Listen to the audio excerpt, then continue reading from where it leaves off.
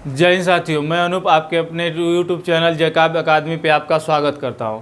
जैसा कि मित्र देख सकते हैं कि अभी थोड़ी सी जो वीडियो जस्ट हाल ही में मैंने इससे पहले रिकॉर्ड किया, उसमें कुछ एरर आने की वजह से अब फिर से मैं इसको थोड़ा सा बताना चाहूँगा। आज के लिए मैं क्षमा चाहता हूँ कि इसको फिर से वैसे ही आपको लिख के समझा नहीं पाएंगे। सारी चीज़ें मैंने कर दिया है। अब डिजिटल होता तो फटाक से मिटा के उसको बना देता, लेकिन इसमें अब समय लग जाएगा। तो इसलिए आइए मित्र, आज के लिए थोड़ा सा इतना कष्ट कर लीजिए कि इसी से काम चला लेते हैं, लेकिन बेहतरीन इन्फॉर्मेशन है, मैं बता देता हूँ।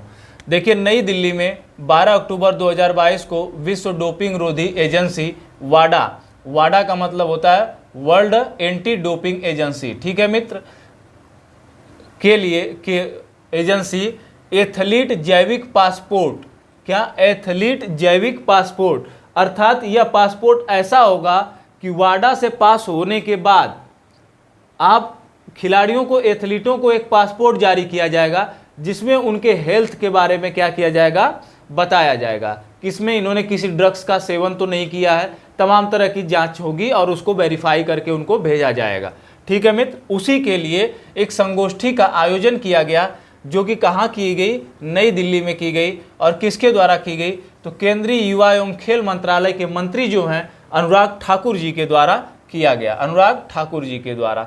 आगे आते हैं साथी, एम्स नई दिल्ली ने कौन सी एक आर्टिफिशियल इंटेलिजेंस सक्षम डिवाइस को क्या किया, विकसित किया।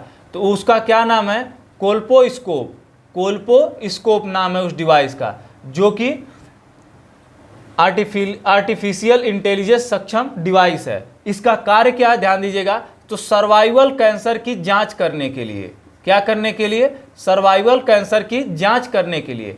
वर्तमान की स्थिति अगर भारत में बता दें तो यह बीमारी ज़्यादातर महिलाओं में ज़्यादा क्या होती, महिलाओं में ही है। तो वर्तमान में 1,20,000 महिलाएं प्रतिवर्ष इस बीमारी से क्या होती हैं, ग्रसित होती हैं साथी। और सबसे दुख वाली बात है कि उसमें से 70,000 महिलाओं की क्या हो जाती है, प्रतिवर्ष मृत्यु हो जाती है। आगे आते हैं, अगला देखते हैं, भूमध्य सागरीय जल विवाद पर किन दो देशों के मध्य ऐतिहासिक समझौते ज्ञापन पर क्या हुआ, हस्ताक्षर किया गया। तो वह कौन से दो देश हैं, तो इजराइल और लेबनान है। इनमें क्या था कि भूमध्य सागर पर सीमाओं को लेकर विवाद चल रहा था लगभग 15-16 सालों से।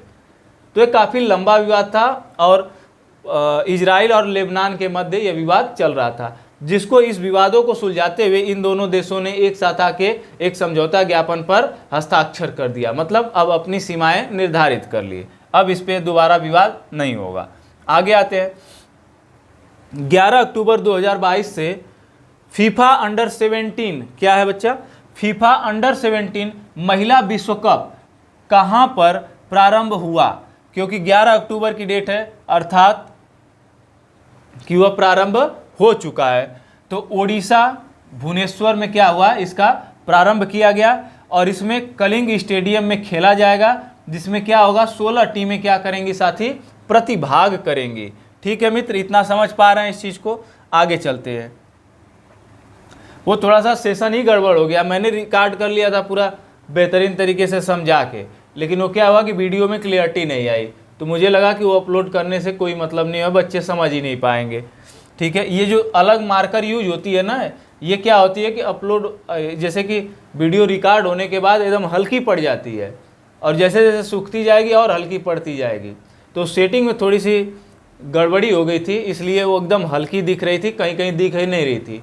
तो इसलिए आंसर तो सारे ग्रीन से ही हैं, तो इसीलिए मैंने क्या किया, फिर से उसी पर रिकॉर्ड कर रहा हूँ, ठीक है मित्र। आइए, तो क्या है, किस अमेरिकी खिलाड़ी ने 9 अक्टूबर 2022 को जापान ओपन टेनिस चैंपियनशिप जीता।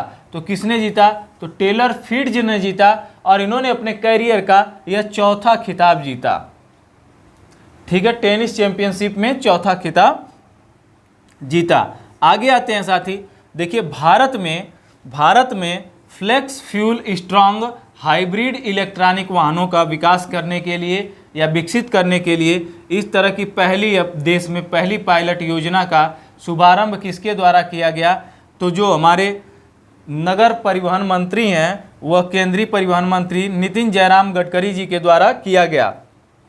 और उसमें मोस्ट इम्पॉर्टेंट फैक्ट क्या है कि 100% पेट्रोल के साथ साथ 20 से 100% मिश्रित एथेनॉल एवं इलेक्ट्रिक सिस्टम से भी वह क्या होगी, वाहन लैस होगी। मतलब इन सारी चीज़ों से क्या कर सकते हैं, उस वाहन को चला सकते हैं। आइए आगे चलते हैं मित्र, आगे देखते हैं।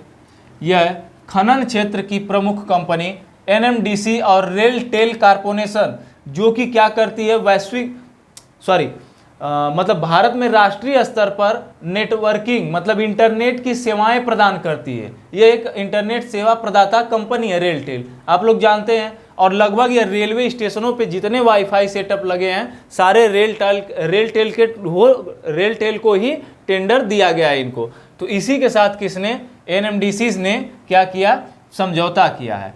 तो समझौते में हस्ताक्षर में क्या हुआ है कि वो जो डिजिटल ट्रांसफॉर्मेशन सेवाएं और उसमें इंटरनेट कम्युनिकेशन टेक्नोलॉजी को बढ़ाने के लिए, देखिए यहाँ पे दिया गया है आईसीटी और डिजिटल ट्रांसफॉर्मेशन सेवाओं को बढ़ाने के लिए या दुरुस्त करने के लिए उससे क्या किया गया है, रेलटेल कॉर्पोरेशन से समझौता किया गया। आगे आते हैं, पीएम के द्वारा 13 अक्टूबर 2022 को हिमाचल प्रदेश के ऊना जिले में, कहाँ पे, ऊना जिले में चौथी वंदे भारत एक्सप्रेस ट्रेन का उद्घाटन किया गया। ये देश की चौथी नहीं, उस राज्य की चौथी वंदे भारत एक्सप्रेस ट्रेन है, ये याद रहे। और जानते हैं कि पीएम हमारे कौन है, नरेंद्र मोदी जी हैं माननीय। आगे चलते हैं, आंध्र प्रदेश सरकार ने राज्य के भूमि रिकॉर्ड्स को डिजिटाइज करने के लिए किस कंपनी को टेंडर दिया, किस कंपनी को टेंडर दिया, तो वह है जेनेसिस इंटरनेशनल लिमिटेड, जिसको लगभग 46 करोड़ रुपए दे के उसको टेंडर प्रदान किया गया कि आप क्या करिए कि जो हमारे राज्य के जो मालिक हैं, भूमि रिकॉर्ड भूमियों के जो मालिक हैं उनको क्या करिए, आप ऑनलाइन करिए, ताकि उनको अपने भूमि को हिसाब किताब देखने में कि कितनी हमारे पास है, मतलब जो खसरा खतौनी ऑनलाइन निकलता है उसी संबंधित सारी चीज़ों को ऑनलाइन करने के लिए, ऑनलाइन रजिस्ट्री करने के लिए, लेन देन के लिए ऑनलाइन, ठीक है। तो वह सारी व्यवस्थाओं को करने के लिए जेनेसिस इंटरनेशनल लिमिटेड को टेंडर दिया गया, किसके द्वारा, आंध्र प्रदेश सरकार द्वारा। इसकी राजधानी आप लोग जानते हैं अमरावती, और यहीं पे इसकी हाई कोर्ट है, क्या है, हाई कोर्ट स्थापित हुई है, ठीक है मित्र, ध्यान दीजिएगा। हैदराबाद कभी नहीं, हैदराबाद तेलंगाना की राजधानी हो चुकी है, ध्यान दीजिएगा। अंतरिक्ष में मूवीज शूट करने वाले पहले अभिनेता कौन बने, तो वह कौन अभिनेता हैं, तो अमेरिकी अभिनेता हैं, कौन है, टॉम क्रूज। आप लोग हॉलीवुड का नाम सुने होंगे मित्र, हॉलीवुड, तो यह हॉलीवुड अभिनेता हैं, कौन से हैं, हॉलीवुड अभिनेता हैं। इसमें इनकी एक मूवी बन रही है अभी हाल ही में, और इनकी अभी हाल ही में अभी जस्ट कुछ समय पहले टॉप गन क्या हुई थी, मूवी रिलीज हुई थी। तो यही अभिनेता इस पे वहाँ पे जाके जो मूवी अभी बन रही है उस क्या करेंगे, स्पेस वॉक करेंगे, मतलब उस अंतरिक्ष में जाके 3-4 कदम तक वॉक करेंगे। इतना ही क्या किया जाएगा, वहाँ पे रियल में शूट किया जाएगा, यह रियल होगा, यह कोई VFX नहीं होगा, ठीक है, यह रियल होगा। अक्टूबर 2022 में 37वें राष्ट्रीय खेलों का आयोजन कहाँ किया जाएगा, तो कह सकते हैं कि 37वें राष्ट्रीय खेलों की मेजबानी किस राज्य को मिली है, तो वह गोवा राज्य को मिली है। और अभी आप लोग जानते हैं कि 36वें राष्ट्रीय खेलों का आयोजन हाल ही में गुजरात में संपन्न हुआ है, ठीक है। तो किसको मेजबानी मिलेगी, तो गोवा को मिलेगी। आगे चलते हैं, हाल ही में गृह मंत्री अमित शाह ने कहां पर पुलिस अधीक्षकों के सम्मेलन का क्या किया, उद्घाटन किया, तो किस राज्य में किया था, तो असम राज्य में इन्होंने क्या किया, पुलिस अधीक्षक सम्मेलन का उद्घाटन किया। तो ये रहे आपके टॉप बेहतरीन 10-12 क्वेश्चंस, देख लीजिए और स्क्रीनशॉट ले लीजिए, आपके लिए बहुत ही इंपॉर्टेंट सेशन हो जाता है, क्योंकि ये चुनिंदा क्वेश्चंस होते हैं जिसमें से आप कहीं भी करंट अफेयर पढ़ेंगे, कहीं भी पढ़ रहे होंगे, तो इसमें से लगभग क्वेश्चन ऐसे ही मिल रहे होंगे आपको, ठीक है मित्र। तो ये भी आपके एग्जाम के लिए बहुत ही महत्वपूर्ण होते हैं। और सबसे बड़ी बात कि 10 मिनट में आपके 10 डेली 10, 12, 13, कभी कभी 13, 14 भी हो जाते हैं क्वेश्चंस, क्या होते हैं, आपको प्राप्त हो पाते हैं। तो मित्र आप अपने भरोसा दिखाए रखिए इस एकेडमी चैनल पे, इस जैकब एकेडमी चैनल को ज़्यादा से ज़्यादा सब्सक्राइब करिए, लाइक करिए और शेयर करिए। तो जय हिंद दोस्तों, जय जैकब एकेडमी।